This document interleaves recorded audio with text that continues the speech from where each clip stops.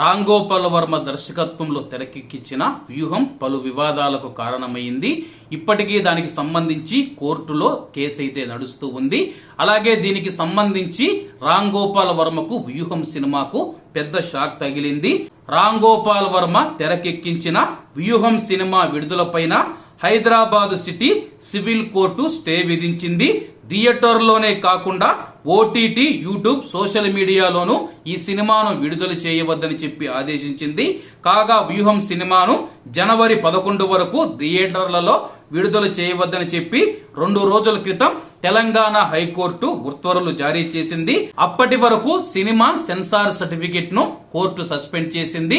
మరి ముఖ్యమైన విషయం ఏంటంటే థియేటర్లో విడుదల చేయవద్దన్నారని చెప్పి యూట్యూబ్ గానీ లేకపోతే ఓటీటీలలో విడుదల చేసే అవకాశం ఉంది. కాబట్టి హైదరాబాద్ సిటీ సివిల్ కోర్టు కూడా ఈ సినిమా పైన స్టే విధించింది.